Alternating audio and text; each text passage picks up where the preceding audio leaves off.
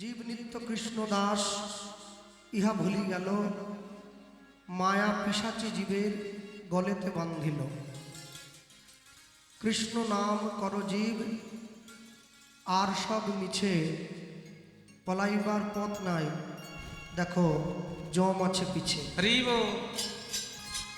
হরিনাম কৃষ্ণ নাম মোদের পারেরও সম্বল, অন্য কোনো নাম ইথে দিতে ধরে নাহি বল।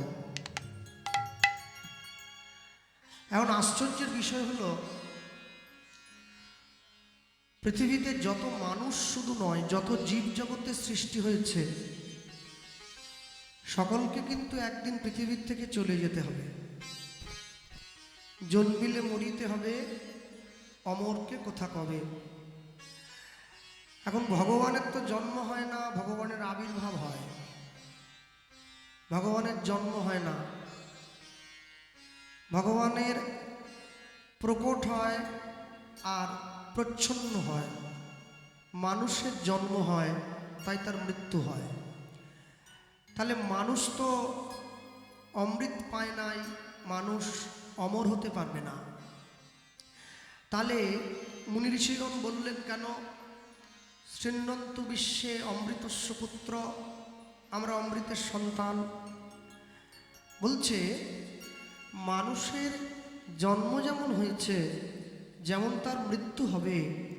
মানুষ যদি অমরত্ব লাভ করতে চায়, তাকে কর্মটা অমৃতের সমান করে করতে হবে। নিজেদের মধ্যে কথা বলবেন না, তাহলে আমার কথাগুলো বুঝতে আপনাদের অসুবিধে হবে। হ্যাঁ, এমন একটা কর্ম করতে হবে যে কর্মটা তোমাকে অমৃতত্বের আস্বাদন দিয়ে দেবে। অমৃতের আস্বাদ গ্রহণ করতে গেলে, হ্যাঁ, অমৃতের স্বাদ বলবো না, আমি আস্বাদ বলবো। স্বাদ বললে জড়জাগতিক দই মিষ্টি পাঁপড় পায়েস খাওয়ার কথা বোঝায়, আর আস্বাদ বললে যে জগৎ যেটা মুখে দিলে কোনোদিন তার স্বাদ ভোলা যায় না, সেই বস্তুকে বোঝায়। দুটো জিনিসের মধ্যে একটা বেসিক ডিফারেন্স আছে, যেটা বুঝে নিতে হবে। কিরকম জানেন, দেখবেন অনেক সময় দেখা যায়, আমরা ট্রেনের পাশে যখন যাই, ট্রাভেল করি, ট্রেনে যাওয়ার সময় দেখি অনেক মানুষ আছে, তারা গান গেয়ে ভিক্ষা করে। তাদের মধ্যে কিছু কিছু গায়ক গায়িকার গলা আমরা পাই ট্রেনে যাওয়ার সময়, যাদের গলার কাছে বড় বড় সঙ্গীতজ্ঞরাও হার মেনে যায়, তাদের যে গলার সুর। তাহলে আশ্চর্যের বিষয় হলো, এত যদি সুন্দর সুর আছে গলায়, তাহলে ট্রেনে ভিক্ষা করছে কেন? আমি ওরকম অনেক লোককে ডেকে বলেছি, আপনি তো ট্রেনে ভিক্ষা করছেন, কত টাকা পান? বলে 200, 300, 400, 500 টাকা, খুব বড় 1000 টাকা। তাহলে আপনাকে ভিক্ষা করতে হবে না, আপনি চলুন আমার সঙ্গে দোয়ার কি করবেন, আপনাকে আমি 1500 টাকা দেবো। বলে আমি যাবো না। বলে আমি যাবো না। কেন যাবো না জানেন? ওই গান গেয়ে ভিক্ষা করার মধ্যে ও যে স্বাদটা পেয়ে গেছে না, ওকে আপনি চাইলেও আর বাঁধা গণ্ডির মধ্যে রাখতে পারবেন না। 200 পাক আর 300 পাক। তাহলে এত সুন্দর যদি কণ্ঠ, ও ট্রেনে কেন গান গাইবে, ভালো কেন জায়গায় যেতে পারলো না? বলছে ওর কর্ম ওকে ওর উপরে উঠতে দেবে না। জগতে এমন একটা কর্ম করতে হবে যে কর্ম তোমাকে টেনে ওপরের দিকে নিয়ে চলে যাবে। যত বড় সাপ হোক আর যত ছোট সাপ হোক, সাপ সবসময় এঁকে বেঁকেই চলে, সোজা চলতে পারে না। কেন বলুন তো? সাপের কর্মটাই হচ্ছে এঁকে বেঁকে চলা। আপনি চাইলেও তাকে সোজা করতে পারবেন না। অতএব যে মানুষ একবার দুষ্কর্মের পথে নেমে গেছে, তাকে চাইলেও আপনি সুপথে ঘুরিয়ে আনতে পারবেন না। আর যদি সে কোনোদিন আসে, তাহলে বুঝবেন কোনো না কোনো জন্মে সে একটা কোনো না কোনো ভালো কর্ম করেছিল, যেই কর্ম তাকে দুষ্পথ থেকে ফিরিয়ে আবার বিপদ থেকে সুপথগামী করেছে। কর্ম আমাদের জীবনের সব থেকে বড় গুরুত্বপূর্ণ। হ্যাঁ, it's must be important in our life. কর্ম এমন একটা জিনিস, আপনি সারা রাত জেগে যদি পরীক্ষার আগে পড়াশুনো করেন, তাহলে আপনি পরীক্ষার আগে ভালো নাম্বার পাবেন, তাহলে আপনি ভালো কর্ম করেছিলেন, ফল ভালো হলো। আর যদি আপনি পরীক্ষার আগে পড়াশুনো না করেন, তাহলে আপনি পরীক্ষার সময় চাইলেও ভালো নাম্বার পেতে পারেন না। কেন? আপনার পড়াশুনো করার ধরনই আপনাকে বেশি নাম্বারের দিকে নিয়ে যেতে পারবে না, আপনি উঠতে পারবেন না। তাই জগতে যদি মানুষের মধ্যে বেঁচে থাকতে হয়, হ্যাঁ, লোকে আমায় নিন্দা করে, সে নিন্দা নয় মিছে, সবার নিন্দা সহন করে রব সবার পিছে। বিশ্বকবি রবীন্দ্রনাথ ঠাকুর বললেন, লোকে আমায় নিন্দা করবে। কেন নিন্দা করবে? বলে যার নাম থাকবে তার দুর্নাম থাকবে। নাম আলোচনা যার হবে তার সমালোচনাও হবে, এটা খাতায় লিখে রেখে দেন। অনেক অনেক জায়গায় দাঁড়িয়ে চায়ের দোকানে আলোচনা হয়, আরে জানিস এই রামকৃষ্ণর বাড়িতে যে কীর্তনীয়টা প্রথম দিন গান গাইলো, ভালো গেয়েছে, খারাপ নয়, মোটামুটি বসে শুনলাম 3 ঘন্টা, ভালো লেগেছে। তাহলে এটা কিন্তু আলোচনা হচ্ছে। ঠিক আপনি পাশে চলে যান, 4 জনে চা খাচ্ছে, বলে দূর দূর দূর, দ্বিতীয় দিন যা গান হয়েছে প্রথম দিন তার তুলনায় কিচ্ছু হয়নি, একদম ভোগাস। ভালোটা যেমন আপনি নিচ্ছেন, আপনাকে খারাপটাও নিতে হবে। কিন্তু কেউ যদি মনে করে আমি শুধু ভালোটাই নেবো, আমি খারাপটা নেবো না, তাহলে কিন্তু জীবন দাঁড়িয়ে পড়বে। জগতে কেউ শুধু ভালো নিয়ে বাঁচতে পারেনি, ভগবানকে পর্যন্ত খারাপ বদনাম নিতে হয়েছে। আর আমি তো মানুষ, হ্যাঁ, আমি মানুষ। তাহলে যে ঈশ্বর সকলের মঙ্গল করে, যে ঈশ্বর সকলের ভালো করে, সে যদি সকলার ভালো চাইতে পারে, মানুষ যদি তারও বদনাম করে, হ্যাঁ, আমি সংসারে দেখেছি অনেক অনেক ক্ষেত্রে অনেক বয়স্ক দাদু ঠাকুমারা রয়েছে, তারা জীবনে ভক্তিপথে যায় নাই, তারা ভগবানের নাম আশ্রয় করে নাই, ভগবানের নাম গ্রহণ করে নাই। যখন নাতনি গিয়ে সেই ঠাকুমার পায়ে হাত দিয়ে প্রণাম করে, ঠাকুমা তার নাতনিকে আশীর্বাদ করে, কি তুই 100 ছেলের মা হবি। এটা আশীর্বাদ হলো না, এটা অভিশাপ হলো। হ্যাঁ, একে আমি আশীর্বাদ বলি না। কিন্তু কেন? আরে একটা ছেলে নিয়ে পাচ্ছে না, পুরো পাড়া জ্বালিয়ে ছেড়ে দিচ্ছে, তুমি আশীর্বাদ করছো 100 ছেলের মা হবি। 100 ছেলের জন্ম দিয়ে কি হবে? জন্ম যদি দিতে হবে, একটা সন্তানের জন্ম দেবে রামের মতো, একটা সন্তানের জন্ম দেবে কৃষ্ণের মতো, একটা সন্তানের জন্ম দেবে চৈতন্য মহাপ্রভুর মতো, একটা সন্তানের জন্ম দেবে বিশ্বকবি রবীন্দ্রনাথের মতো, একটা সন্তানের জন্ম দেবে সুভাষচন্দ্র বসুর মতো। দেখবে একটা সন্তানই 100 সন্তানের কাজ করে দিচ্ছে। আর তুমি যদি এমন একটা সন্তানের জন্ম দাও যে সন্তানের জন্য তোমার দুর্নাম হয়, তোমার সুনাম হয় না, তাহলে বুঝবে তুমি যোগ্য পিতামাতা হতে পারো নাই। যোগ্য পিতামাতা হতে গেলে পিতামাতাকে যে অনেক কষ্টসাধ্য করতে হয়, ঠিক তেমনি কলিযুগের মূর্খ তিতাবদগ্ধ জীবগুলোকে হরিনাম দিতে যাওয়ার সময় ভগবানকে অনেক কষ্ট করতে হয়েছে। আমি যার জন্য এতগুলো কথা ঘুরিয়ে বললাম, কারণ সোজা বলে দিলে লোক তো বুঝবে না। আর চৈতন্য চরিতামৃতকার এক বাক্যে কথাটা উত্তর দিয়ে দিয়েছেন। কি বললেন? কৃষ্ণ কহে আমা ভজে মাগে বিষয় সুখ, অমৃত ছাড়ি বিষ মাগে এত বড় মূর্খ, আমি বিজ্ঞে সেই মূর্খে বিষয় কেন দিব, সচরণামৃত দিয়া তার বিষয়ে ভুলাইব। হরি বল, হরি বল। এই কথাটা বলার জন্য এতগুলো কথা বলে আসতে হবে। হ্যাঁ, আর গুরুদেব বলতেন ভালো বাংলা জানতে গেলে যেমন বাংলা ব্যাকরণটা জানতে হয়, ঠিক তেমনি ভালো কীর্তন গাইতে গেলে আগে নিতাই গৌরকে ভালো করে জানতে হয় বাবা, নাহলে তুমি গাইতে পারবে না। তাই অনেকটা মুখস্থ করলে, তুমি অনেকটা পড়াশুনো করলে, তুমি অনেক ভালো গান জানো, অনেক ভালো রবীন্দ্রসঙ্গীত গাও, নজরুল গীতি গাও, আধুনিক গান গাও, ক্লাসিক গান গাও, লাইভ ক্লাসিক গাও, পিওর ক্লাসিক গাও, ফোক গাও, পল্লী গীতি গাও, বাউল গাও, কিন্তু তুমি আমার নিতাই গৌরকে জানলে না, তোমার সব নষ্ট, সব বৃথায়, কোনো দাম নেই, এর কোনো দাম নেই। জীবনের শেষে তুমি যখন দাঁড়িয়ে হিসেব করবে, তুমি দেখবে এর নিট ফলস্যের 0, এর অন্তঃসার 0, এর কোনো লাভ হলো না। কেন জানো? নিতাই গৌর তোমাকে যদি কৃপা না করে, তুমি কোনোদিন কীর্তনের আস্বাদন লাভ করেও করতে পারবে না। নিতাই গৌর তোমাকে যদি কৃপা না করে, যদি নিতাইয়ের করুণা হবে, ব্রজে রাধা কৃষ্ণ পাবে, ধরো নিতাইয়ের চরণ দুখানি। তাহলে এই জগতে কেউ যদি আসল জিনিসটা বুঝে নিতে চায়, আমরা আসরে দাঁড়িয়ে সবসময় কীর্তনের শুরুতে বলি, যিনি কীর্তন গায় তাকে বলি দাদা একটু তত্ত্ব কথা বলবেন। এই যে কালকে রাধাপদ যেটু গাই, হ্যাঁ, ওরে তত্ত্ব তত্ত্ব, মানুষে বলে দাদা একটু তত্ত্ব কথা বলবেন। আসল তত্ত্ব কথাটা কি? আসল তত্ত্ব কথাটা হলো এটাই, যা আমার জীবনকে এই কষ্ট বিভীষিকাময় সংসার থেকে আরো অমৃতের পথে নিয়ে যাবে, তাকেই তত্ত্ব কথা বলে বলা। হ্যাঁ, আকাশের শোভা চাঁদ, চাঁদের শোভা তারা, বৃন্দাবনে কৃষ্ণ শোভা নদীয়াতে গোড়া, ঘাটের শোভা হাঁড়ি, গ্রামের শোভা বাড়ি, রাস্তার শোভা গাড়ি, মুসলমান ভাইদের শোভা তার বড় বড় দাড়ি। সব জিনিসের শোভা আছে একটা করে, তো আপনি পারলেই চাললেও এড়িয়ে যেতে পারেন না। হ্যাঁ, হিন্দু সনাতন ধর্মের বাঙালি সমাজ নিত্য নিত্য ভোগ করে কত সংসার জ্বালা, তবু ভুল করেও তারা একবার গলায় দেয় না আমার নিতাই গৌরীর দেওয়া তুলসীর মালা। জীবনে তো সহজ নয়, জীবনকে সুন্দর করতে গেলে অনেকটা কষ্ট করতে হবে। গৌরাঙ্গ বলিতে হবে পুলক শরীর, হরি হরি বলিতে মোর নয়নে মোহিনীর। আমার দাদুগুরু বলতেন, যেদিন দেখবে তুমি হরি নাম গাইতে গিয়ে, তুমি কৃষ্ণ নাম গাইতে গিয়ে তুমি গাও নাই, তুমি শুনতে বসেছ, আর শুনতে বসে সকলার অলক্ষ্যে যিনি গাইছেন তার মুখের কথা শুনে, তার মুখের গৌর প্রেমের অনুরাগের কথা শুনে তোমার চোখে জল এসেছে, সেদিন তুমি জানবে কোথাও না কোথাও একটি বারের জন্য হলেও সে তোমাকে কৃপা করেছে। আর যেদিন তুমি জানবে তার নাম বলতে গিয়ে তোমার চোখে জল এসেছে, সেদিন জানবে জগতে তোমার সামনে সমস্ত পথগুলো পরিষ্কার হয়ে গেছে, তোমাকে আটকে রাখার ক্ষমতা জগতের কারণ নেই, হরি বল। কারণ নেই।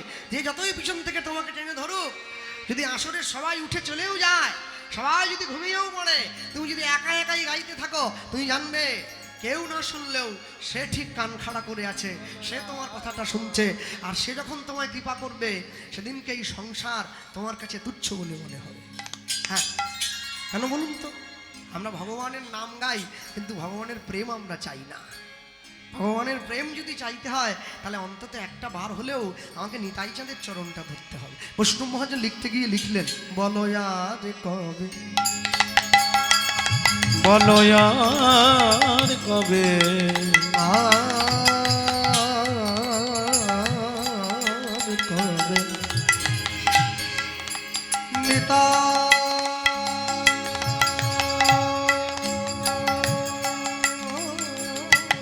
চাঁদ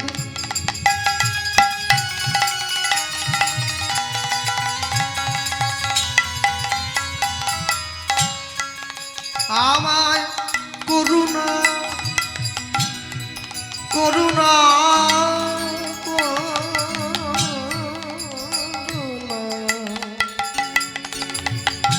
করুণা করিবে, বলো আর কবে নিতাই চাঁদ, দয়াল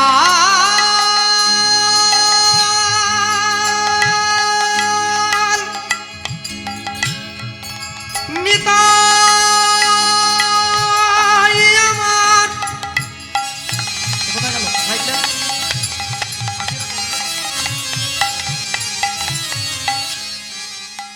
নিতাই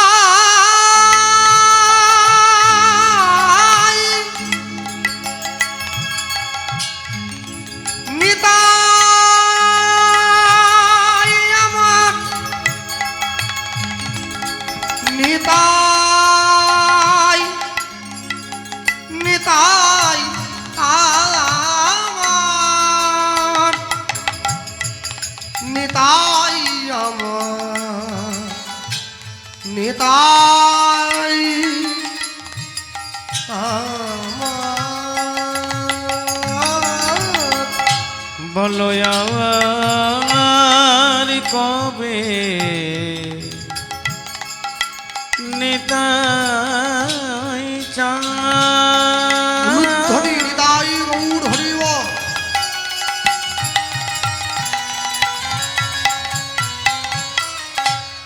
করুণা করুণা করুণা আহা, করুণা করিবে,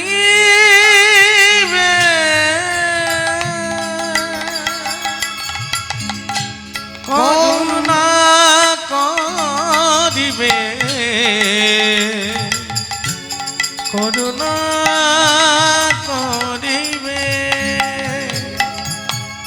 বলো সংসার বাসনা মোর কবে তুচ্ছ হবে, অগো সংসার বাসনা মোর কবে তুচ্ছ হবে, বল বিষয় ছাড়িয়া কবে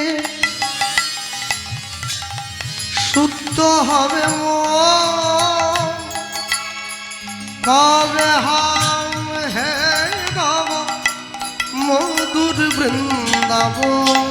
ও গো কবে গাম হে রাম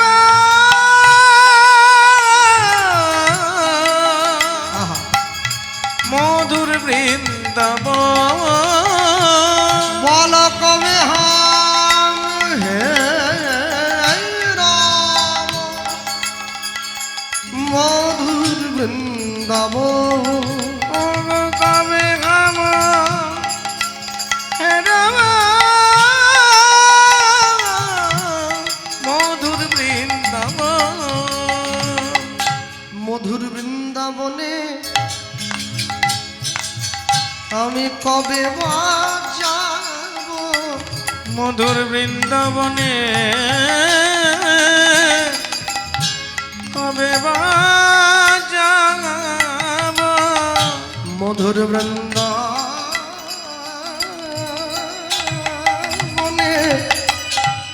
আমি কবে বা যাব, মধুর বৃন্দাবনে আমি কবে বা যাব। সেথা রাধা কৃষ্ণ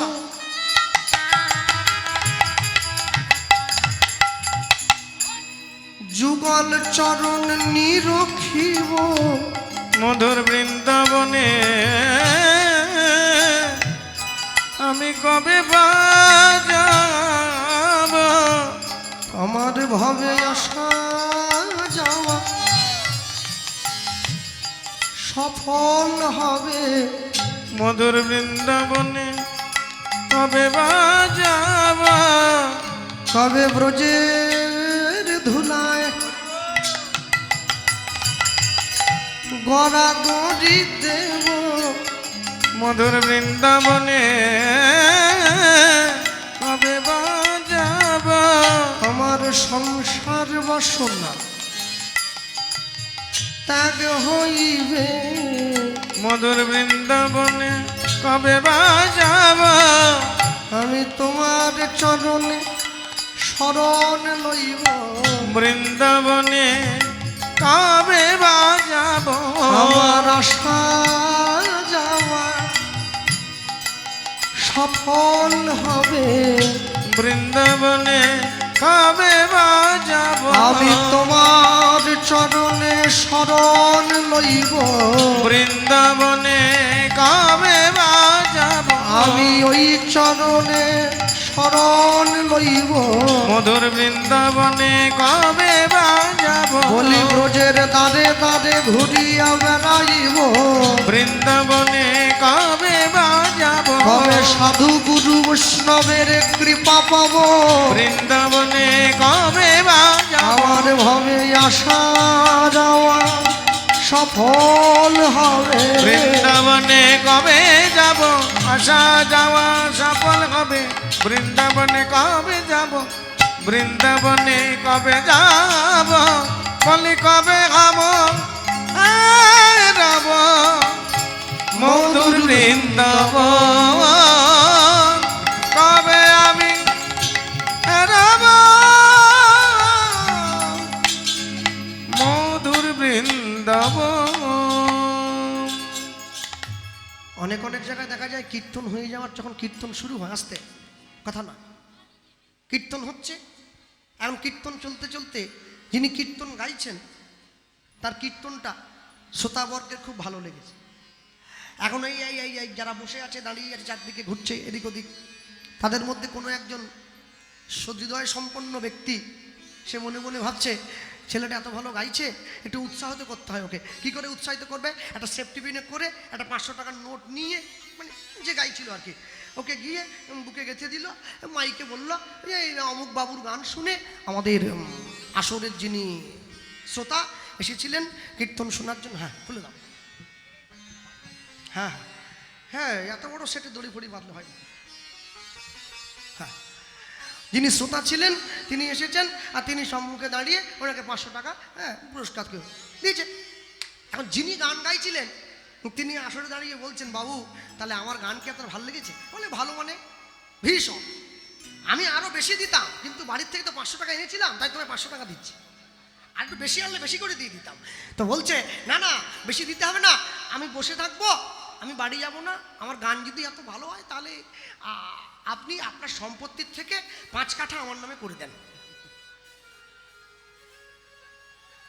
500 টাকা তো খুলেই নেবে, যেটা দিয়েছিল, উল্টে গাছে বেঁধে পিটাবে, মানে বসতে দিলে আবার খেতে চায়। হ্যাঁ, কীর্তন গাইতে এসছে, ভালো লেগেছে বলে পয়সা দিচ্ছি, বলে 5 কাঠা সম্পত্তি দিয়ে দাও। এই সম্পত্তি আমার ছেলে মেয়েকে দেবো, ভাত দিক আর না দিক, তোকে দেবো কেন রে? হ্যাঁ, তাহলে আপনারা কি ভাবলেন দক্ষিণ 24 পরগনার থেকে বৃন্দাবনে, আমি কোনো কথা এমনি বলি না, বৃন্দাবনে দক্ষিণ 24 পরগনার থেকে ছুটে গিয়ে ব্রজগোপীদের সামনে দাঁড়িয়ে বললেন, তোমাদের রাধা গোবিন্দকে আমাদের বড় ভালো লেগেছে, দিয়ে দাও, আমরা ঝুলিতে করে বাড়ি নিয়ে যাবো। চাইলে না, দিয়ে দিল। মামা বাড়ির আবদার নাকি? হ্যাঁ, কাউকে, আরে যেটা ব্রহ্মাকে দেয়নি, নারদকে দেয়নি, এই দেবরাজ ইন্দ্রকে দেয়নি, সেই প্রেম কলিযুগের জীবকে দিয়ে দেবে। আপনারা ভাবলেন কি বলে? এটা ভাবা মানেও তো অন্যায়। কোনোদিন দেবে না, কোনোদিন দেবে না, চাইলেও দেবে না। বৃন্দাবনে আমাদের ছোট একটা মঠ আছে কেশিঘাটের কাছে, ব্রজ মায়েরা ভগবানকে যা ভালোবাসে না, সে বিরাট ব্যাপার, বিশাল ব্যাপার। আপনি চাইলেও দেবেন। আমাদের বাংলায় তো বর্তমানে ভক্তি শুধুমাত্র সর্বস্বতায় এসে দাঁড়িয়েছে, নামে ভগবানকে ভক্তি করছে। বিরাট বড় বাড়ি তৈরি করেছে, বাড়ির সামনে টাইলস দিয়ে ভগবানের একটা ছবি চিপকে দিয়েছে। এখন প্রচন্ড ঝড় বৃষ্টি হলো, তুমি তোমার দরজা দিয়ে দিলে, আর যত ধুলো কাদা মাটি ভগবানের গায়ে গিয়ে, কি ভালোবাসা ভগবানের। হ্যাঁ, এটাকে বলে বিধি ভক্তি। জপের মালা হাতে নিয়ে তুমি সকালবেলা উঠে সবজির দোকানে চলে যাও, মালা করছো, সবজি, কিরে আলু কত রে, কিরে পটল, তুমি কোনটা করছো? মালা করছো না নাম করছো? নাম সবজি কিনছো, কোনটা করছো বলো? এত সহজ নাকি? যাইবে দক্ষিণে বলিবে পশ্চিমে, দাঁড়ায় উত্তর মুখে, গোপনের প্রেম গোপনে রাখিবে, থাকিবে পরম সুখে। তুমি ভগবানকে চাইলে আর দিয়ে দিল। কৃষ্ণ মাধুর্যের আশ্চর্য এক বল, কৃষ্ণ আদি জীবগণে করয়ে চঞ্চল। স্বয়ং গোবিন্দ পর্যন্ত নিজের রূপ দেখে নিজে মোহিত হয়ে গেছে, ছুটে চলে গিয়েছে রাধারানীর সম্মুখে দাঁড়িয়ে বলছে, রাধে, এত সুন্দর রূপের মানুষটাকে আমি দেখার জন্য ছুটে ধরতে গিয়েছিলাম, আর যেই রূপের মানুষটাকে ধরতে গেলাম ওই দেয়ালের সঙ্গে মিলিয়ে গেল, আর আমার হাতটা টান দিয়ে ধরেছে বিশাখা সখী। বলছে ওই মানুষটা নাকি তোমার কাছে আগে থেকে ধরা পড়ে আছে। তাহলে যে মানুষটা তোমার কাছে আগে থেকে ধরা পড়ে আছে, তুমি সেই মানুষটাকে আমাকে দিয়ে দাও, আমি চলে যাবো নিয়ে বাড়ি। রাধারানী বলছে, ওই মানুষটাকে নিতে গেলে তোমাকে আমার কাছে আসতে হবে। তাহলে স্বয়ং গোবিন্দ রাধারানীর কাছে ভিক্ষা চাইছে, তুমি আমাকে প্রেম দাও। আর আমরা কলিযুগের মূর্খ তিতাপদগ্ধ জীব, আমরা ভগবানকে ডাকি না, ভগবানকে ভালোবাসি না। আমি মনে মনে ভাবি, প্রেম আমি তো পেয়ে গেছি, আমার দরকার কি? মহাপ্রভু এসে সেই প্রেম আমাদের মাঝে বিলিয়ে দিয়েছেন। কেমন এসব জীব পাইবে উদ্ধার, বিষয় সুখেতে সবে মুজেছে সংসার, বলিলেও কেহ নাহি লয় কৃষ্ণ নাম, নিরবধি করে শুধু আমিত্বের ব্যাখ্যান। বাড়ি আমার, গাড়ি আমার, টাকা আমার, ছেলে আমার, হ্যাঁ, এত সম্পত্তি আমার, আমি কোনোদিন চিন্তা করিনি সব যদি আমার, তবে আমি কার? জগতের সব থেকে বড় আশ্চর্য জিনিস, মানুষ যেদিন নিজেকে চিনতে পারবে। কেন জানো? বাড়ির যে ঘরে শোও সেই ঘরে বড় একটা আয়না আছে, আয়নায় নিজের মুখ দেখা যায়, নিজের দেহটা দেখা যায়। আচ্ছা, যদি কেউ আয়নার উপরে সুন্দর করে কালি লাগিয়ে দেয়, আর কি মুখ দেখা যাবে? তাহলে হৃদয় আয়নাটায় গোবিন্দের প্রতিচ্ছবি দেখা যায়, কিন্তু আমিত্ব কামনা বাসনার ময়লাটা এমন ভাবে লেগে আছে না, যে চাইলেও ভগবানের ছবিটা দেখা যায় না, চেষ্টা করে দেখার জন্য কিন্তু দেখতে পারে না, চাইলেও দেখা যায় না। তুমি যারে বর্ষাতে টানিবে, সে তোমারে আরো পিছন দিকে টেনে নিয়ে চলে। তুমি টানতে চাও কিন্তু টানতে পারো না। ছোটকালে কবিতা পড়েছিলেন না, কুমোরপাড়ার গরুর গাড়ি, বোঝাই করা কলসি গাড়ি, গাড়ি চালায় বংশীবদন, সঙ্গে যায় ভাগ্নে মদন। তা কুমোরপাড়া কেন, পালপাড়া হবে না কেন, মন্ডলপাড়া হবে না কেন? যিনি লিখেছেন এত বোকা নয়, তিনি লিখেছেন, তিনি আমার মতো ছোট মাথার লোক নয়, অনেক দূর পর্যন্ত চিন্তা করেছে। কুমোরের কাজ কি? কুমোরের কাজই হচ্ছে মাটির হাঁড়ি করা, তৈরি করে। জগতের সব থেকে বড় কুমোর কে? শ্রী ভগবান। এই যে মাটির তৈরি করেছিল, হ্যাঁ, কেউ একটু ফর্সা, কেউ একটু কালো, কেউ একটু লম্বা, কেউ একটু বেঠে, যার হাতে যখন যেরকম মাপ এসে সেরকম করে বানিয়ে দিয়েছে।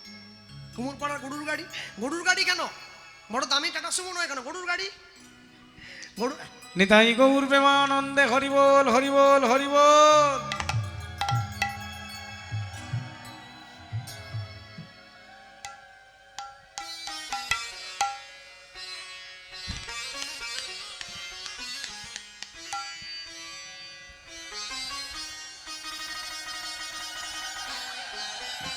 হরি বল হরি বল হরি বল। হ্যাঁ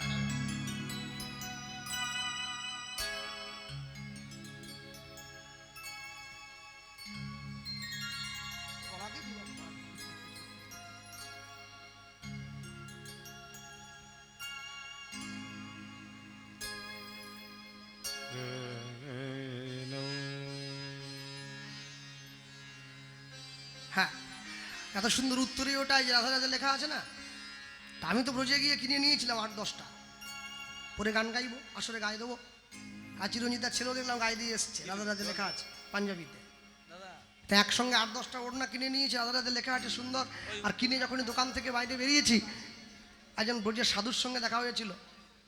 সঙ্গে সঙ্গে সে আমাকে বলছে, বাবা এই এটা কি কিনলে? আমি বললাম কেন? এত সুন্দর রাধা রাধা লেখা আছে, ওড়নাটা কিনেছি, হ্যাঁ আসরে গায়ে দেবো, গায়ে দিয়ে গান গাইবো। বলে আচ্ছা তুমি কি মনে ভাবো উত্তরই ওটা গায়ে দিয়ে তুমি গান গাওয়ার পরে ওটা নোংরা হয়ে যাবে, তুমি কাচবে? হ্যাঁ পরিষ্কার তো করতে হবে, না পরিষ্কার করলে হয় নাকি? কী করে পরিষ্কার করবে? মানে কেন, সার্ফ দিয়ে বালতিতে জলে ডুবিয়ে দেবো, তারপর থুপকে ধুয়ে নেবো। তুমি মনে ভাবো বাবা, যখন তুমি এটা সার্ফ দিয়ে জলের মধ্যে ডুবিয়ে থপকা দেবে না, রাধা নাম লেখা জল তোমার পায়ে এসে পড়বে। তা কী করবো? বলে অবিলম্বে ফেরত দিয়ে দাও দোকানে। আর দোকানদার একসঙ্গে 10টা উত্তরীয় বিক্রি করেছে, ও বেটা ফেরত দিচ্ছে না, বলে না নেবো না। তা আমি বললাম যদি আপনি পয়সা আমাকে নাও দেন তবু আপনাকে ফেরত নিতে হবে, কেন সাধুর কথা অমান্য করা যাবে না। হ্যাঁ খুব সাবধান। রাধে রাধে নাম লেখা চাদর, রাধা রাধে নাম লেখা জামা নিজেরাও পরবেন না, বাড়ির ছেলে মেয়েদের পরতে দেবেন না। রাধা নামের খুব পাওয়ার, বিরাট মহিমা আছে, খুব মহিমা, খুব সাবধান। আরে যেটা আমাকে দিয়েছে আজকে, এটা তো নিয়ে গিয়ে বাড়িতে রেখে দেবো, ব্যবহার করবো না, ভালোবেসে দিয়েছে। আমি বলতে গিয়ে বলবো, এটা বলতেছিলাম যে জায়গাটা ছিলাম, তো নিয়ে গিয়ে যখন দাঁড় করিয়েছে, সঙ্গে সঙ্গে স্বয়ং গোবিন্দ গিয়ে পর্যন্ত হাত জোড়ে করে চাইলো।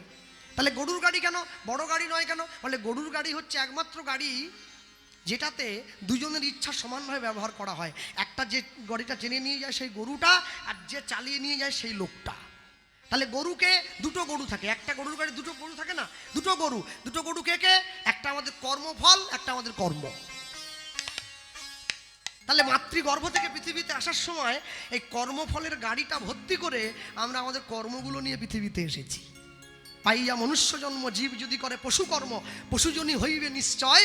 জন্মিয়ায় চরাচরে যে যেমন কর্ম করে, কর্ম অনুযায়ী ফল তারে লইতে হবে। এরপরে সেই সুন্দর কলমটা দিয়েছেন, বললেন গাড়ি চালায় বংশী বদন। বদন মানে হচ্ছে মুখ। তাহলে কার মুখে বাসি আছে? গাড়ি চালায় বংশী বদন, সঙ্গে যে যায় ভাগ্নে মদন। মদন মানে আমাদের দেহের যে কাম বা কামনা বাসনা আছে, তার অধিপতি দেবতার নাম হচ্ছে মদন, যার থেকে পুরো সৃষ্টি রক্ষা হচ্ছে। তাহলে তুমি যদি তোমার কামকে গোবিন্দচরণে অর্পণ করতে পারো, কাম কৃষ্ণ সেবার্পণে, ক্রোধ কৃষ্ণ দেশিজনে, লোভ সাধু সঙ্গে হরি কথা, তবে তুমি তোমার জীবনের উপযুক্ত দৃষ্টান্তমূলক কর্ম জগতে করতে পারবে। আর তবে তুমি তোমার সুন্দর কর্মটা করার পরে জগতের সবাই তোমাকে তাকিয়ে বলবে, যেদিন প্রথম তুমি এসেছিলে ভবে, তুমি কেঁদেছিলে হেসেছিল সবে, এমন জীবন তুমি করিবে গঠন, যেদিন মরণে হাসিবে তুমি কাঁদিবে ভুবন। এত সুন্দর জীবন তৈরি করা এত সহজ কথা নয়। জীবনের পথ বড় বাঁকা, গান আছে না, এই জীবনের পথ সোজা নয় বন্ধু, বড় বাঁকা বাঁকা বন্ধু। হ্যাঁ সোজা নয়, জীবনের পথটা সোজা নয়। জীবনকে সুন্দর করে চালনা করতে গেলে তোমাকে এর জন্য অনেক পরিশ্রম করতে হয়। তাই বৈষ্ণব মহাজন লিখছে, তুমি যদি নিতাই চাঁদের অনুকম্পা না পাও, তুমি কি করবে? নিতাই চাঁদের তারা দাসের অনুদাস, তার পায়ে জড়িয়ে ধরো। রূপ রঘুনাথ পদে হইবে আকুতি উলুধ্বনি, রূপ রঘুনাথ পদে হইবে আকুতি, রূপ রঘুনাথ পদে হইবে আকুতি, রূপ রঘুনাথ পদে হইবে আকুতি। কবে হাম হে রব যুগল পীড়িতি, ওগো কবে আমি রাম যুগল মূরতি, ওগো কবে হাম হে রব যুগল পীড়িতি, ওগো কবে হাম রাম যুগল পীড়িতি। রূপ রঘুনাথ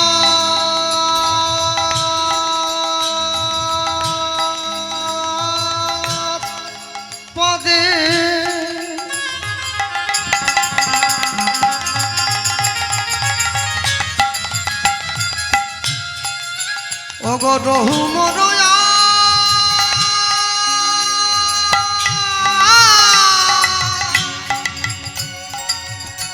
প্রার্থনা করো এ সদাই নরোত্তম দাস। আজি রূপর গো নাথ পাদে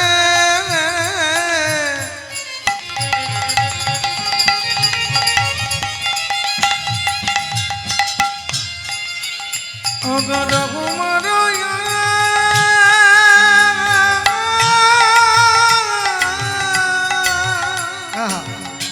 প্রার্থনা করো এ সদা নরোত্তম দাস। ও গো প্রার্থনা করো এই সদাই নরোত্তম দাস।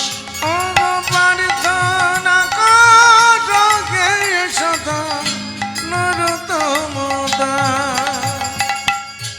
বৈষ্ণব মহাজন পদকর্তা শুধু পদাবলীটা লিখলেন না, আখরটাও সাজিয়ে দিলেন। কি বললেন?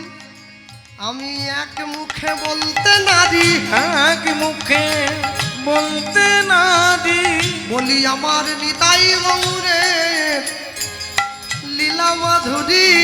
আমি এক মুখে বলিতে নারী, বলি যাই রে প্রেমের বলিহারি। অগো এক মুখে বলিতে নারী। আচ্ছা, বলিহারি মানে কি? বাহবা দেও, বাবা বাবা বাহ। বলি যাই রে প্রেমের বলিহারি, এক মুখে বলিতে নারী, আমি যতবার বলি ততবার হারি। এক মুখে বলিতে নারী, বলি এক মুখে বলবো কত, এক মুখে বলিতে নারী, আমি যদি বা বলি বছর শত। আমি এক মুখে বলিতে নারী, বলি প্রেমানন্দে বলা হরি হরি। এক মুখে বলিতে নারী, বলি নিতাই গৌরের লীলা মাধুরী। এক মুখে বলিতে পারি নিতাই গৌরের লীলা মাধুরী। এক মুখে বলিতে নারী, এক মুখে বলিতে নারী। অগো প্রার্থনা করো এ সদা নরোত্তম দাস। অগো প্রার্থনা করো এ সদা নরোত্তম দাস। রূপ রঘুনাথ পদে রহু মরয়া, রঘুমরয়া প্রার্থনা করো এ সদাই নরোত্তম দাস। প্রার্থনা করো এ সদা নরোত্তম দাস। চলো ছোট্ট করে গৌরচন্দ্রিকা শুনে নিলাম, লীলা মাধুর্য প্রবেশ করব। আর প্রবেশ করার পূর্বে আমি শুধু একটা লাইন আপনাদের মনে করিয়ে দেবো, বিশ্বকবির লেখা, খুব ছোট্ট করে মনে করিয়ে দেবো। সখী ভাবনা কাহারে বলে, সখী যাতনা কাহারে বলে।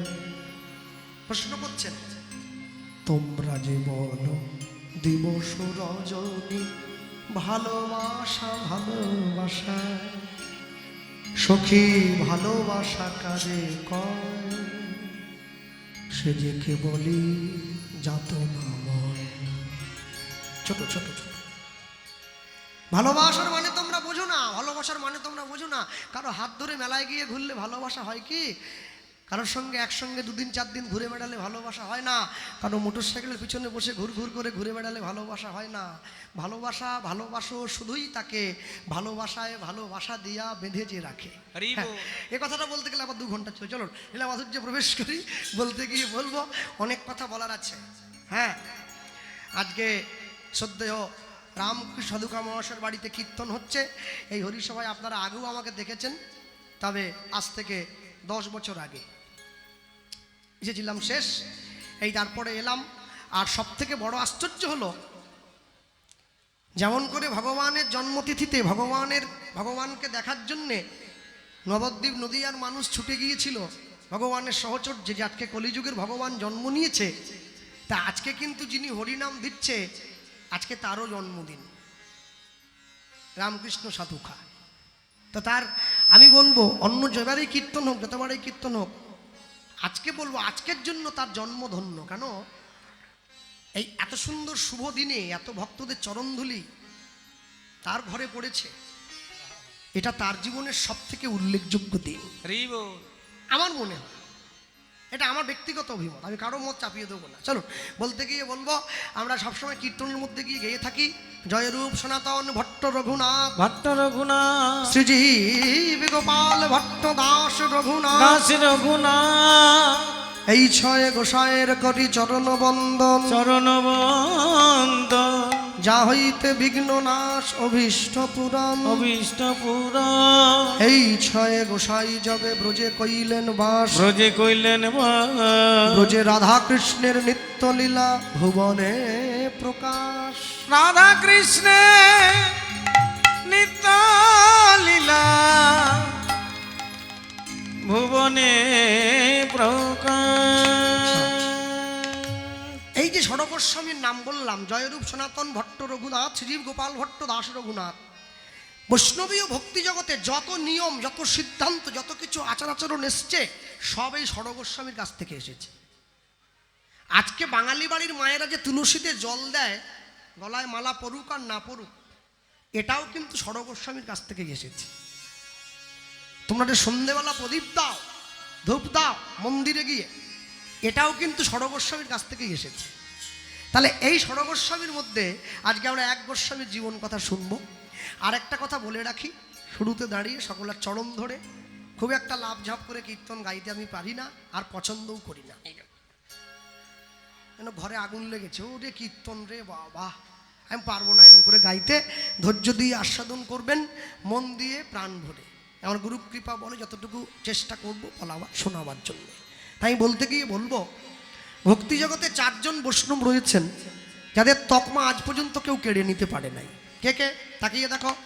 নামে ঠাকুর হরিদাস, হরিদাস, প্রণামে রঘুনাথ দাস, রঘুনাথ দাস, আচারে শ্রী রামানন্দ, রামানন্দ, হরিনামে প্রচারে শ্রীপাদ নিত্যানন্দ, শ্রী নিত্যানন্দ। নামে ঠাকুর হরিদাস। হরিদাস ঠাকুরের মতো করে এত হরিনাম আজ পর্যন্ত কোনো বৈষ্ণব করতে পারে না। দিবানিশি 3 লক্ষ হরিনাম গেয়েছে, মাসে ৩৩-এ ৯০ লক্ষ, 1 কোটি নাম গায় যে সাধু, এ সাধু হবে না, আর একজনই ছিল। 2 প্রণামে রঘুনাথ দাস। রঘুনাথ দাসের মতো করে প্রণাম আজ পর্যন্ত কোনো বৈষ্ণব করতে পারে নাই। প্রত্যেক দিন রাধাকুণ্ডের পাড়ে গিয়ে 1000 বার মাথা ঠুকে প্রণাম করেছে, 1000 বার। শেষ জীবনে কপালের মাঝখানটা গর্ত হয়ে গিয়েছিল প্রণাম করতে করতে। 3 আচার্য শ্রী রামানন্দ। রামানন্দ রায়ের মতো করে গৌর ভক্তির আচরণ কোনো বৈষ্ণব করতে পারে নাই। কেন জানেন? যারা বাড়িতে ফুলের বাগান করেছেন দেখবেন, রাত্রিবেলা যখন ঘুমোতে যাচ্ছেন, ঘুমানোর সময় ফুলটা কুঁড়ি হয়ে ফুটেছে, সকালবেলা ঘুম থেকে উঠে দেখলেন ওটা কুঁড়ি নেই, ওটা ফুল হয়ে গেছে। তাহলে কুঁড়িটা দেখলেন, ফুলটা দেখলেন, কিন্তু কেমন করে কুঁড়িটা একটু একটু করে ফুল হয়ে যাচ্ছে এটা কে দেখেছে? রাধাকৃষ্ণ মিলিত তনু গৌরাঙ্গ সবাই জানে, কিন্তু কেমন করে রাধা গোবিন্দ মিশে গৌর হয়ে যাচ্ছে এটা কে দেখেছে? রায় রামানন্দ দেখেছিল গোদাবরী গঙ্গার তীরে। তবে প্রভু হাসি তারে দেখাইলা স্বরূপ, রসরাজ মহাভাব দুহু একরূপ। আর শেষে বললেন হরিনাম প্রচারে শ্রীপাদ নিত্যানন্দ। নিতাই চাঁদের মতো করে হরিনাম প্রচার কেউ করতে পারবে না। মার খেয়েছে, মেরেছিস কলসির কানা, তা বলে কি প্রেম দেবো না? হ্যাঁ, এ কথার তাৎপর্য বুঝতে গেলে আমার মতো মুড়ের 7 জীবন কেটে যাবে। হ্যাঁ, এত মুখস্থ বিদ্যা দুম করে বলে দিলাম, তাৎপর্য যদি না বুঝে বলি 7 জীবন কেটে যায়। চলো, দ্বিতীয় জনে যার কথা বললাম, হরিসভায় দাঁড়িয়ে অদ্য রজনীতে আমাদের আস্বাদিত গীতব্য লীলা মাধুর্য পরম বৈষ্ণব মহাজন শ্রীল রঘুনাথ দাস গোস্বামীর জীবনী কথা। হরি বল, হরি বল। তাই আমি বলতে গিয়ে বলবো, সকলের চরণে ক্ষমা প্রার্থী। জীবনের তো সবই ভুল, চলা ভুল, বলা ভুল, ভাষা ভুল, সুর ভুল, শ্লোক ভুল, অলঙ্কার ভুল, বিশেষ্য ভুল, বিশেষণ ভুল, কারক ভুল, সবই ভুল। তাই ভুল যদি হয়ে থাকে ক্ষমা করবেন না, একদম ক্ষমা করবেন না। এই বলবো না ক্ষমা করে দেন, নামার পরে ধরিয়ে দেবেন যে বাবা ওই জায়গাটা এরকম না করে এরকম করে করলে আরও সুন্দর হবে। এটাই তো শেখার বয়স। এই বয়স চলে গেলে শিখতে পারবো নাকি? এখনই শিখে নিতে হবে, যতদিন বাঁচি ততদিন শিখি। রামকৃষ্ণ পরমহংসদেব বলছেন, যিনি মাকে খাওয়াতেন, আর আমি বলি আমি সব শিখে গেছি, আমি সব শিখে গেছি। যে বলে আমি সব জানি, প্রভু বলে তাকে আমি ক্ষমা মানি। রঘুনাথ দাসের কথা বলতে গিয়ে সবার আগে বলবো, আপনাদের দক্ষিণ 24 পরগনার পরে হাওড়া, তারপরে হুগলি। হুগলি জেলায় একটা বিখ্যাত জায়গা আছে, জায়গাটার নাম হচ্ছে ব্যান্ডেল। ব্যান্ডেল থেকে 21 কিলোমিটার দূরে গেলে একটা গ্রাম পড়ে, যে গ্রামটার নাম হচ্ছে আদি সপ্তক গ্রাম। কেউ কেউ বলে শুধু সপ্তক গ্রাম। এই আদি সপ্তক গ্রামের দুইজন জমিদার, একই মায়ের পেটের দুই ভাই। বড় ভাইয়ের নাম হিরণ্য দাস, ছোট ভাইয়ের নাম গোবর্ধন দাস। আশ্চর্য কি জানেন, জমিদার দুই ভাইয়ের কাজ কি ছিল? জমিদার দুই ভাইয়ের কাজ ছিল প্রত্যেক বছর সারা বাংলার থেকে খাজনা আদায় করে দিল্লিতে নবাব হুসেন শাহের দরবারে পৌঁছে দেওয়া। দুই ভাইয়ের এই কর্মে খুশি হয়ে হুসেন শাহ এই দুই ভাইকে বেতন দিতেন আজ থেকে 500 বছর পূর্বে 9.5 লক্ষ টাকা, যেটা বর্তমান বাজারে 100 কোটি টাকার চাইতেও বেশি। তাহলে এবার বুঝে নেন, ধনে যদি প্রাণ দিত ধনী রাজা না মরিত, ধরামর হইত রাবণ। ধনে যদি থাকে কেহ, ধন গেলে নহে কেহ, এতএব কি করিবে ধন। সব কথার মানে জানতে চাইবেন, তাহলে আর পালা হবে না। হ্যাঁ, এটা বোঝার তারা বুঝে নেন, এটা পাশের লোককে জিজ্ঞাসা করুন, 3 ঘন্টায় সব বলা যাবে না। তাই বলতে গিয়ে বলবো, জমিদার দুই ভাইয়ের জীবনে সব ছিল। হ্যাঁ, ঊর্ধ্বলিঙ্গ ঊর্ধ্বজনী ঊর্ধ্বরতি হয়, ঊর্ধ্ব না হইলে জীবে যাবে জমালয়। পুরুষের লিঙ্গ হয় মস্তকের মণি, তালইয়া খেলা করে দেবপদ্মজনী। শ্রী রাধিকা হয় তার প্রেমের মহাজন, সেই মানুষের বাড়ে ওজন, তাকে বলে মহাজন। তাহলে সবাই হয়ে যাবে তো? সবাই হয়ে যায় না? হ্যাঁ, শাল গাছে আর চন্দন গাছে দেখো ভাই কিছু প্রভেদ আছে। একই মাটিতে জন্ম বটে, কর্ম কিন্তু দুরকম। একসঙ্গে সবগুলি এক জায়গায় করে দিলে হবে না তো, আলাদা থাকতে হবে তো। দুই ভাইয়ের জীবনে সব আছে, গাড়ি বাড়ি টাকা পয়সা বিষয় সম্পত্তি সব। শুধু দুই ভাইয়ের জীবনে একটা বড় অভাব আছে। অভাবটা কি জানো? এই জমিদারিটা ভোগ করার মতো কোনো সন্তান তাদের ছিল না। দুই ভাই ভগবানের কাছে নিত্য নিত্য গিয়ে কাঁদে, নয়নের জল দেয়, প্রভু তুমি সব দিলে, একটা সন্তান দিলে না, আমরা মরে যাওয়ার পর এই জমিদারিটা ভোগ করবে কে? ভগবান বলে না, দেবো না। কেন দেবো না জানিস? সন্তান দিয়ে দিলে তোরা সুখ পেয়ে যাবি, সুখ পেয়ে গেলে আমায় আর ডাকবি না। মানুষ যখন দুঃখে থাকে তখন ভগবানকে ডাকে, মানুষ যখন সুখে থাকে ভগবানকে ডাকে না। হ্যাঁ, এই যে মায়েরা বসে আছে সিরিয়াল দেখে প্রত্যেকদিন সন্ধ্যেবেলায়, ভগবানকে বলো, হে রাধা মাধব তোমার কৃপায় ভালো সিরিয়ালটা দেখতে পাচ্ছি, একবারও বলে না। আর যেই ঝপ করে কারেন্ট চলে যায় অমনি আহা ঠাকুর, আর 10টা মিনিট পরে গেলে আমি, দেখেছ? আর এখন সুখে ছিলে ভগবানকে ডাকনি, যে দুঃখে পড়েছে উনি ভগবানকে ডাক। না না না, সুখের দিনে ভগবানকে ডাকবে। সুখের দিনে যদি ভগবানকে ডাকো, দুঃখের দিনে তুমি না ডাকতেই সে তোমার কাছে এসে দাঁড়াবে। সুখ দুঃখ দুটি ভাই, সুখের লাগিয়া করে যে প্রীতি, দুঃখ যায় তার ঠাই। সুখ দুঃখ দুটি ভাই, সুখের লাগিয়া করে যে প্রীতি, দুঃখ যায় তার ঠাই। কেউ যদি জীবনে দুঃখকে বরণ করে নিতে পারে, সুখ তার জীবনে, দুঃখ তার জীবনে কোনো কিছুই কোনো প্রভাব ফেলতে পারবে না। আজকে দুই ভাই গিয়ে গোবিন্দ চরণে আছাড় খেয়ে পড়েছে।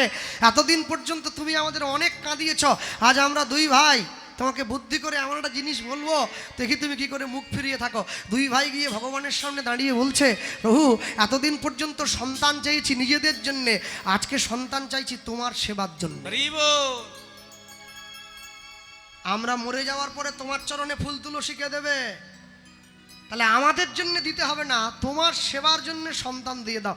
ভগবান এইবার বিপদে পড়ে গেছে, সর্বনাশ করলি।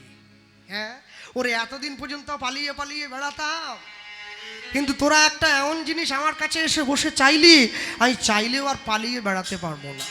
হ্যাঁ, দুই ভাই উচ্চস্বরে ভগবানের নাম গাইছে, করে করতালি দিয়ে। শুধু ওরা গায় নাই, রাজ্যের সকল প্রজা, তাদেরও মনে দুঃখ, আমাদের জমিদারিটা নষ্ট হয়ে গেল, তারাও মিলে গাইছে। আর আমরাও গাইবো একসঙ্গে কণ্ঠ মিলিয়ে। হ্যাঁ, হাতে তালি দিয়ে বলবো কি, কৃষ্ণ নাম কৃষ্ণ নাম কৃষ্ণ নাম করো, কৃষ্ণ নাম কৃষ্ণ নাম কৃষ্ণ নাম করো। আস্তে মনে রাখবেন, আমি এমনি এমনি তালি দিতে বলিনি।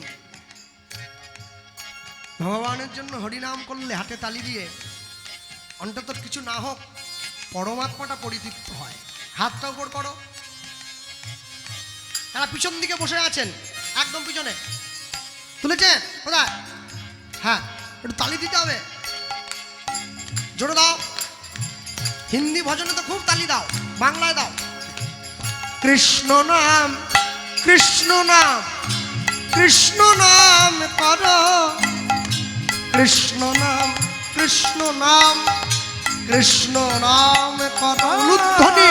কৃষ্ণ নামে কৃষ্ণ নাম, কৃষ্ণ নাম করো, কৃষ্ণ নামে কৃষ্ণ নাম, কৃষ্ণ নাম করো, কৃষ্ণ নামে কৃষ্ণ নাম, প্রেম সে বলো। নাম করো, আহা। কৃষ্ণ নামে কৃষ্ণ নাম, কৃষ্ণ নাম করো, কৃষ্ণ নাম, কৃষ্ণ নাম, কৃষ্ণ নাম করো, কৃষ্ণ নাম, কৃষ্ণ নাম, কৃষ্ণ নাম করো। নিতাই গৌর হরি বল। কৃষ্ণ নাম করো, আহা। কৃষ্ণ নামে কৃষ্ণ নাম, কৃষ্ণ নাম করো, কৃষ্ণ নাম, কৃষ্ণ নাম, কৃষ্ণ নাম করো, কৃষ্ণ নাম, কৃষ্ণ নাম, কৃষ্ণ নাম করো। কৃষ্ণ নামে কৃষ্ণ নাম, কৃষ্ণ নাম করো। হাত নামিয়ে নিচে কারা? এখনো দুদিন নামিয়ে নিলে হবে। নাও।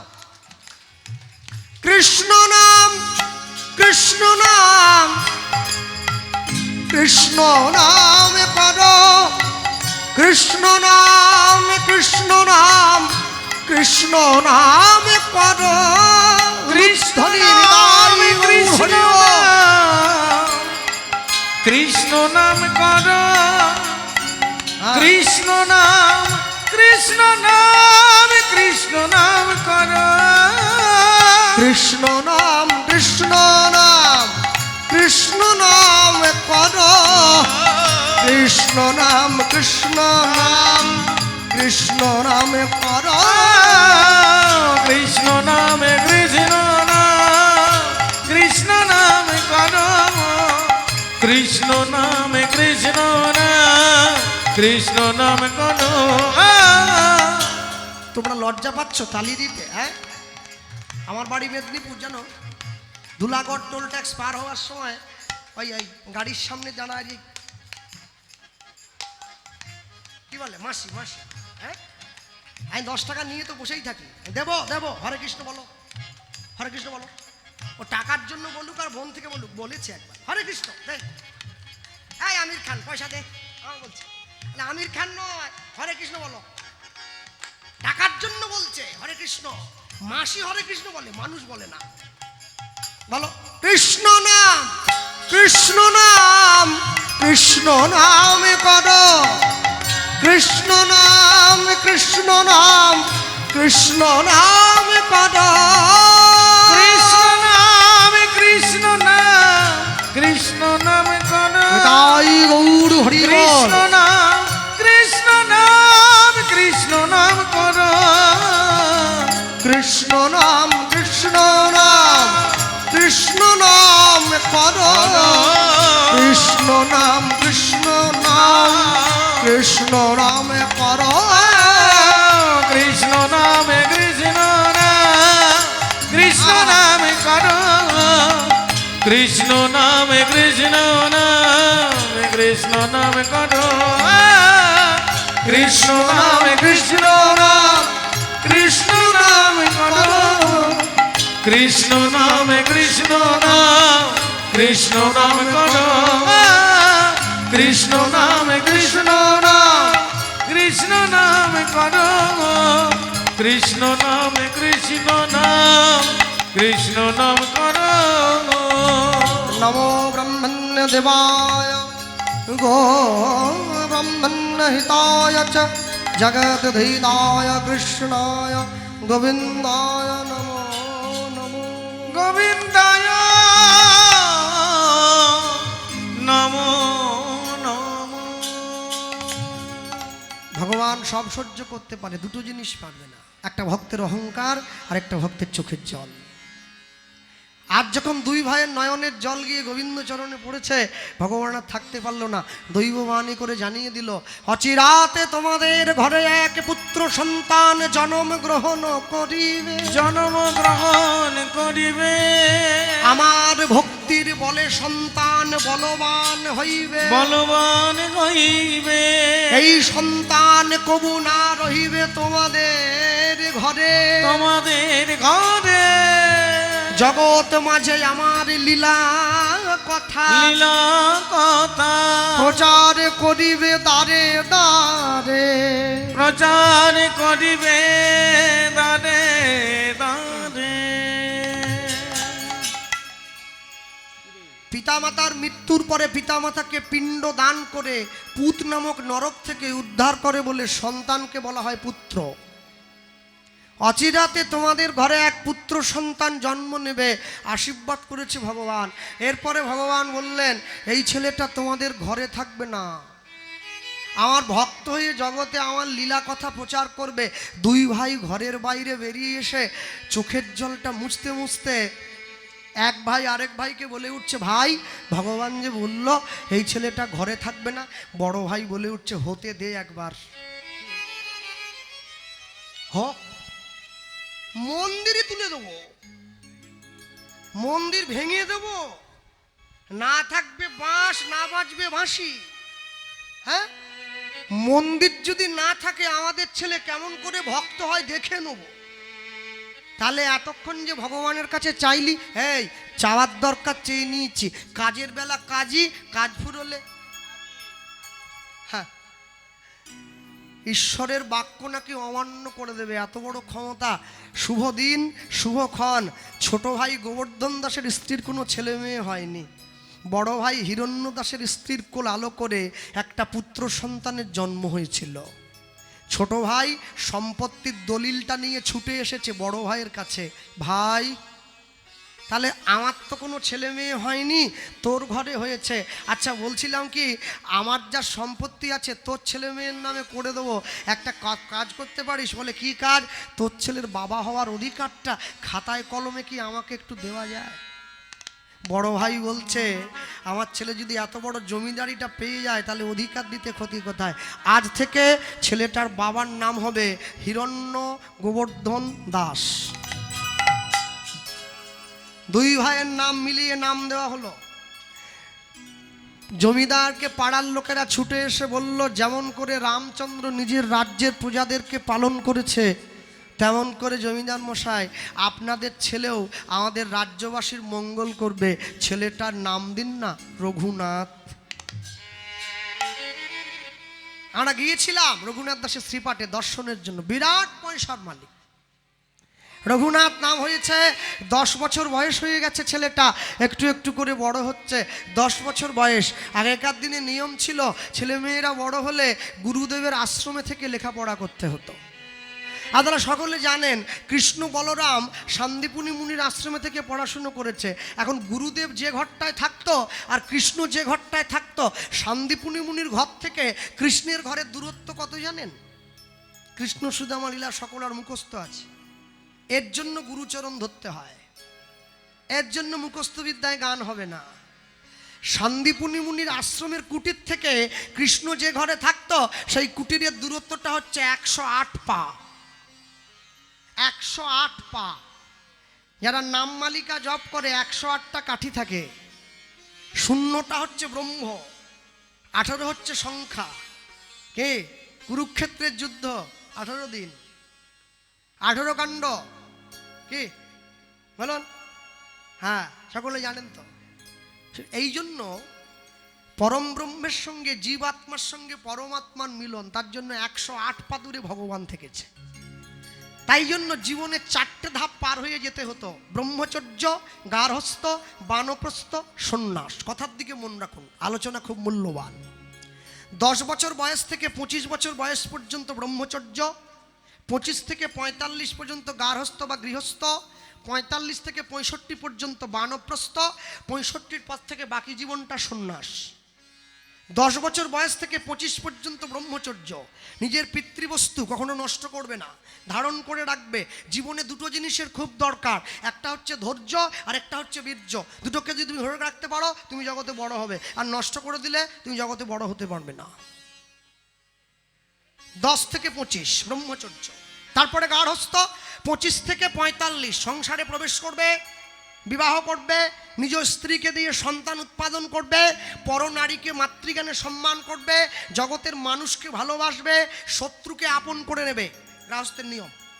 এরপরে 45 থেকে 65 পর্যন্ত বানপ্রস্থ, দাড়ি বড় রাখবে, নখ কাটবে না, জল ছেঁকে খাবে, গুরুচরণে আশ্রয় নেবে, নিজের স্ত্রীর সঙ্গে কম বাক্যালাপ করবে, ভগবানের নাম নেবে, নিরামিষ গ্রহণ করবে, অনুকল্প আহার গ্রহণ করবে। এরপর 65 পরে সন্ন্যাস, জঙ্গলে চলে যাবে, কারো মুখ দেখবে না, জীবনে একা হবে, ঈশ্বরের সান্নিধ্য লাভ করবে। জীবনের 4টি ধাপ।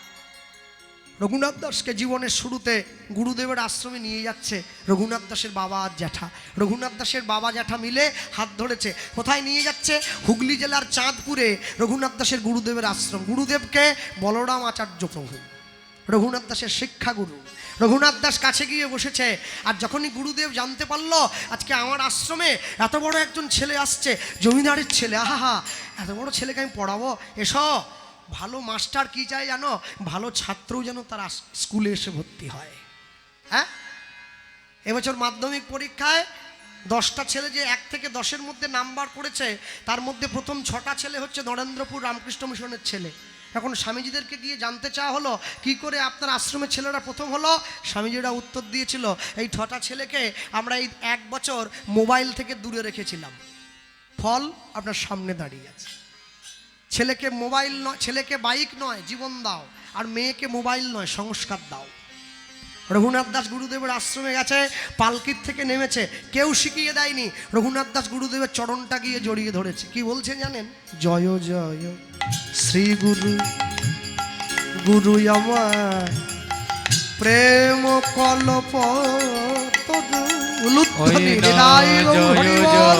শ্রী গুরু, গুরু আমার প্রেম কল্প